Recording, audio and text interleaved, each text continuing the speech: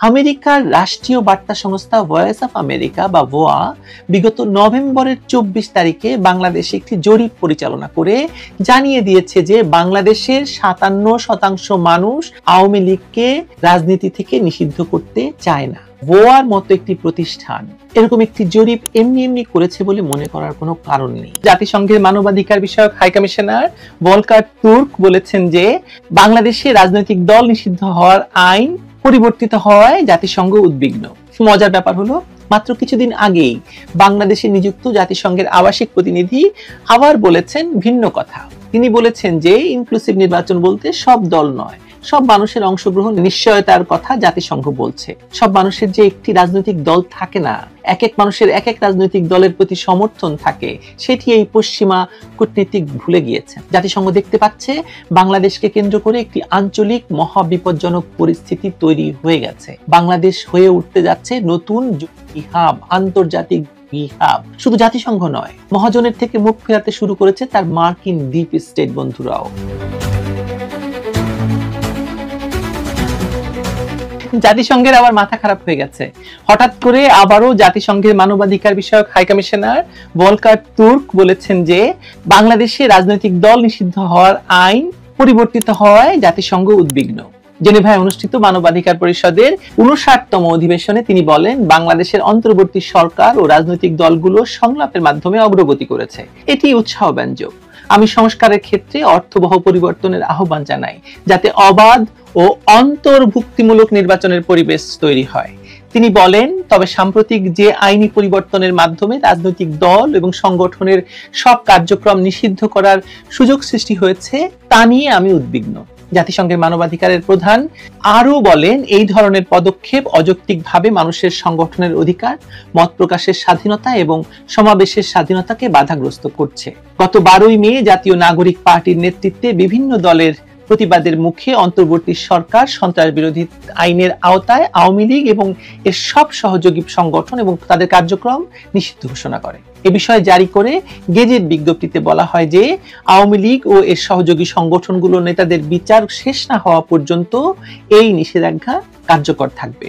গত 11ই মে প্রধান উপদেষ্টার বাসভবনে অনুষ্ঠিত বিশেষ উপদেষ্টা পরিষদের বৈঠকে এই সিদ্ধান্ত নেওয়া হয়। আসুন বিজ্ঞপ্তিটি আবারও পড়া যাক একবার। বিজ্ঞপ্তিতে বলা হয়েছিল, আওয়ামী লীগের কার্যক্রম নিষিদ্ধ সংক্রান্ত 12ই মে প্রজ্ঞাপনটি জারি করা হয় বাংলাদেশ সরকারের স্বরাষ্ট্র মন্ত্রণালয় থেকে। সন্ত্রাস বিরোধী আইনের আওতায় এই প্রজ্ঞাপনটি জারি করা হয়। উক্ত আইন এবং প্রজ্ঞাপন অনুসারে আন্তর্জাতিক অপরাধ ট্রাইব্যুনালে বিচার কার্য সম্পন্ন না হওয়া পর্যন্ত আওয়ামী লীগ এবং এর সকল অঙ্গ সংগঠন, সহযোগী সংগঠন এবং ভ্রাতৃপ্রতিম সংগঠন কর্তৃক যে কোনো ধরনের প্রকাশনা, গণমাধ্যম, অনলাইন ও সামাজিক যোগাযোগ মাধ্যমে প্রচারণা, মিছিল, সভা সমাবেশ, সম্মেলন আয়োজন সহ যাবতীয় কর্মকাণ্ড নিষিদ্ধ ঘোষণা করা হয়েছে।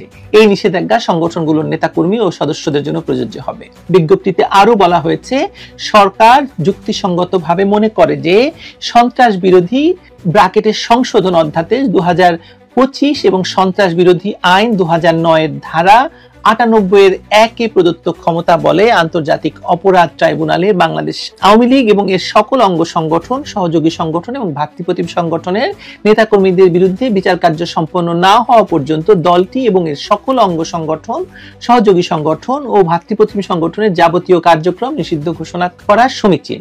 এর আগে 10ই মে সরকার আন্তর্জাতিক অপরাধ ট্রাইব্যুনাল আইনে একটি সংশোধনী অনুমোদন করে, যাতে ট্রাইব্যুনাল যে কোনো রাজনৈতিক দল, এর সহযোগী সংগঠন বা সমর্থক গোষ্ঠীকে শাস্তি দেওয়ার ক্ষমতা পায়। আমরা জানতে পেরেছিলাম যে ফেব্রুয়ারি মাসে আরেকবার কোনো রাজনৈতিক দলকে নিষিদ্ধ না করার পরামর্শ দিয়েছিল জাতিসংঘ, কারণ এটি প্রকৃত বহুদলীয় গণতন্ত্রে ফিরে যাওয়ার প্রচেষ্টাকে ব্যাহত করতে পারে এবং বাংলাদেশের জনগণের একটি বড় অংশকে কার্যত ভোটাধিকার থেকে বঞ্চিত করতে পারে। এটা 12ই ফেব্রুয়ারি প্রকাশিত এক প্রতিবেদনে জাতিসংঘের মানবাধিকার বিষয়ক হাই কমিশনারের কার্যালয় থেকে মৌলিক স্বাধীনতাকে সম্মান করা সহ অবাধ এবং সত্যিকারের নির্বাচনের জন্য নিরাপদ এবং সহায়ক পরিবেশ নিশ্চিত করার আহ্বান জানিয়েছিল। সংস্থাটি পরামর্শ দিয়েছিল, নির্বাচনের আগের সময়ের জন্য অংশগ্রহণকারী সকল রাজনৈতিক দল এবং প্রার্থীর জন্য লেভেল প্লেইং ফিল্ড নিশ্চিত করতে যথাযথ ব্যবস্থা নিতে হবে। প্রশাসনের রাজনৈতিক দলগুলোর প্রভাবের ভারসাম্য রক্ষায় তদারকি প্রতিষ্ঠানগুলোকে শক্তিশালী করতে হবে। মজার ব্যাপার হলো মাত্র কিছুদিন আগেই বাংলাদেশে নিযুক্ত জাতিসংঘের আবাসিক প্রতিনিধি আবার বলেছেন ভিন্ন কথা।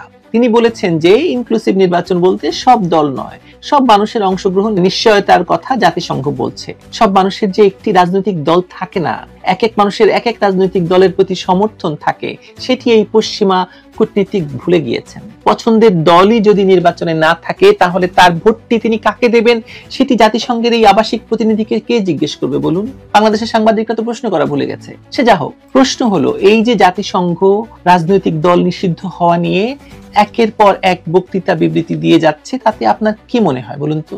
বাংলাদেশের জাতিসংঘ নিযুক্ত ইউনূস সরকার তাদের মত পরিবর্তন করবে এই চাপের কাছে বা এই আহ্বানে? আসুন আমি এ নিয়ে কি ভাবছি বা কি দেখতে পাচ্ছি সেটা আপনাদেরকে বলি।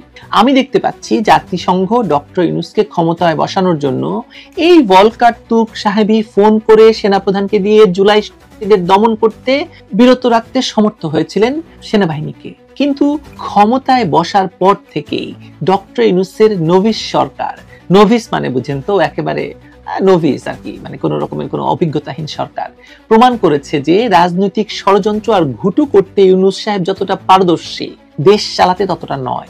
এই যে জনসংখ্যা ভারের নুজ্জ একটি ক্ষুদ্র রাষ্ট্র এখন যে কোনো সময় নতুন ইরাক, ইরান হয়ে উঠবে, বা লিবিয়া হয়ে উঠবে, সিরিয়া হয়ে উঠবে, আফগানিস্তান হয়ে উঠবে, এবং এখানেও ভয়ঙ্কর মৌলবাদী এবং জঙ্গিবাদীরা ক্ষমতা দখল নেবে। ফলে জাতিসংঘ হয়তো আর ইউনূস মহাজনের উপর খুব একটা বিশ্বাস রাখতে পারছে না। আর বাকি যে রাজনৈতিক দলগুলো বাংলাদেশে বর্তমান, তাদের সঙ্গে জাতিসংঘের সম্পর্ক কখনোই দৃঢ়ভাবে প্রতিষ্ঠিতই হয়নি, যেমনটি হয়েছিল শেখ হাসিনার সরকারের সঙ্গে। সেই সম্পর্কে চির ধরাতে সক্ষম হয় মার্কিন ডিপ স্টেটের ডলার। প্রচুর পরিমাণে ডলার খরচ করে এই সম্পর্কের কেমিস্ট্রি নষ্ট করা হয়। তাতে জাতিসংঘের কিছু অনৈতিক কর্মকর্তা জড়িত হয়ে ডক্টর ইউনূসের নেতৃত্বে একটি অনির্বাচিত সরকারকে ক্ষমতায় বসিয়ে আওয়ামী লীগের মতো ভারসাম্যময় একটি রাজনৈতিক শক্তিকে একটি শিক্ষা দিতে গিয়ে এখন দেখতে পাচ্ছে যে তারা আসলে এক চরম বিপজ্জনক বা মহা বিপজ্জনক পরিস্থিতি তৈরি করে ফেলেছে। জাতিসংঘ দেখতে পাচ্ছে বাংলাদেশকে কেন্দ্র করে একটি আঞ্চলিক মহা বিপজ্জনক পরিস্থিতি তৈরি হয়ে গেছে।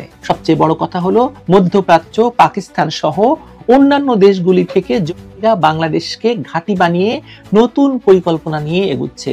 বাংলাদেশ হয়ে উঠতে যাচ্ছে নতুন হাব, আন্তর্জাতিক হাব। এতে এই বিশাল জনসংখ্যার দেশটিকে বিপদে তো পড়তে হবেই, সেই সঙ্গে জাতিসংঘের মতো সংস্থাকেও বিপদে ফেলে দেবে বাংলাদেশ। এমত অবস্থায় ডক্টর ইউনূসকে তার নিজেরই গড়া এনসিপির মতো জঙ্গি দল থেকে মুখ ঘোরানোর নির্দেশ দিয়ে আপাতভাবে মধ্যপন্থী বিএনপির দিকে ঘেঁষাতে চাইছে জাতিসংঘ বা এরকম বড় বড় সংস্থাগুলো, পশ্চিমা দেশগুলো। তাকে নির্দেশ দেওয়া হয়েছে বিএনপির কাছে ঘেঁষতে, বিএনপির উপর ভরসা করতে, সেফ এক্সিট রুট তৈরি করতে। রজার রহমান ওরফে খলিলুর রহমানের মধ্যস্থতায় ইউনূস মহাজন লন্ডনে তারেক রহমানের সঙ্গে যে বৈঠকটি করেছেন এবং তারপরেই ভলকার তুর্ক জেনিভায় বাংলাদেশের রাজনৈতিক দল নিষিদ্ধে হঠাৎ তৈরি হওয়া আইনের পরিবর্তন নিয়ে সোচ্চার হয়েছেন, এই দুটি বিষয় কিন্তু কানেক্টেড, সম্পর্কিত। এতে প্রমাণিত হয় যে জাতিসংঘ মহাজনকে পদ বদলাতে বলছে এবং তা খুব দ্রুতই। শুধু জাতিসংঘ নয়, মহাজনের থেকে মুখ ফেরাতে শুরু করেছে তার মার্কিন ডিপ স্টেট বন্ধুরাও। এতদিন ইউনূস মহাজনের সওদাগরি বুদ্ধি দিয়ে প্রেসিডেন্ট ট্রাম্পের ঘনিষ্ঠজন ইলন মাস্ককে ব্যবসায়িক পার্টনার করে বাংলাদেশে স্টারলিংক নিয়ে এসেও শেষ রক্ষা করতে পারেননি মহাজন, কারণ ইলন মাস্কের সঙ্গে প্রেসিডেন্ট ট্রাম্পের ডিভোর্স হয়ে গেছে। ফলে এখন প্রেসিডেন্ট ট্রাম্পের পাশে থাকবেন কে? তুলসি গ্যাবার্ড আর পল কাপুরের মতো জঙ্গিবাদ বিরোধী মানুষজন। তারা কি বাংলাদেশে এত বড় জঙ্গি উত্থানকে মেনে নেবে কিনা সে প্রশ্ন নিয়ে কাজ করতে গিয়েই আমি আসলে দেখতে পেলাম যে আমেরিকার রাষ্ট্রীয় বার্তা সংস্থা ভয়েস অফ আমেরিকা বা VOA বিগত নভেম্বরের 24 তারিখে বাংলাদেশে একটি জরিপ পরিচালনা করে জানিয়ে দিয়েছে যে বাংলাদেশের 57% মানুষ আওয়ামী লীগকে রাজনীতি থেকে নিষিদ্ধ করতে চায় না। তার মানে বাংলাদেশের 57% মানুষ, 57% মানে যদি 18 কোটি হয়ে থাকে, তার মানে 9 কোটিরও উপরে, প্রায় 11 কোটি মানুষ আওয়ামী লীগকে রাজনীতি করতে দেওয়ার পক্ষে। অন্যদিকে আওয়ামী লীগকে নিষিদ্ধ করার পক্ষে মত দিয়েছেন কত শতাংশ জানেন? 35.5%। সেটিও একটি বড় শতাংশ, বড় অংশ, কিন্তু 57% আওয়ামী লীগকে চায়। আওয়ামী লীগকে নিষিদ্ধ করা উচিত না, রাজনীতি করতে দেওয়া উচিত। ভয়েস অব আমেরিকা বাংলার জরিপে এক প্রশ্নের উত্তরে উত্তরদাতারা এমন মতামত দিয়েছেন। উত্তরদাতাদের 4.9% এ ব্যাপারে জানেন না বলেছেন, আর 2.6% এ প্রশ্নের উত্তর দিতে রাজি হননি। ভয়েস অব আমেরিকা বাংলার তত্ত্বাবধানে বাংলাদেশে দেশব্যাপী এক জরিপের ফলাফলে এসব তথ্য জানা গেছে। আমি দেখতে পাচ্ছি যে ভোয়ার মতো একটি প্রতিষ্ঠান এরকম একটি জরিপ এমনি এমনি করেছে বলে মনে করার কোনো কারণ নেই। কারণ আমেরিকা যা বলতে চায় ভোয়ার মতো প্রতিষ্ঠানকে দিয়ে তা আগে বলায়। প্রেসিডেন্ট ট্রাম্পের আমলে ভুয়া এখন তো আরো ডিপ স্টেটের প্রভাব মুক্ত, ফলে তারা বাংলাদেশের ভিতর ক্রমবর্ধমান জঙ্গিবাদের এই অপতৎপরতা নিয়ে আরো তৎপর হবে, তাতে কোনো সন্দেহ নেই। আমি তো মনে করি যে মার্কিন যুক্তরাষ্ট্রের রাষ্ট্রীয় প্রচার মাধ্যমে পরিচালিত এই জরিপই আসলে বহির্বিশ্বে আওয়ামী লীগের অন্যতম রক্ষা কবচ হতে যাচ্ছে। যে দেশের 57% মানুষ আওয়ামী লীগকে চাইছে, সে দেশে আওয়ামী লীগ নিষিদ্ধ করবে ডক্টর ইউনূসের মতো অবৈধ এবং অনৈতিক সরকার? আপনার কি মনে হয়? আমার মনে হয় না। সেটা আপনাদের আজ আমি একদম স্পষ্ট জানিয়ে রাখছি। তারা চেষ্টা করবে অবশ্যই, তবে জাতিসংঘের মতো ডক্টর ইউনূসের ঘোর মিত্র যখন সুর বদলাচ্ছে, তখন ডক্টর ইউনূসকেও হয়তো সুরটা পাল্টাতে হতে পারে। এনসিপির গুন্ডাদের চেয়ে আজকাল যখন তারেক রহমান তার কাছে প্রিয় হতে শুরু করেছে, তখন দেখতে থাকুন আমার মতো আপনারাও। পিকচার আভি জরুর বাকি হ্যায়। ভালো থাকুন।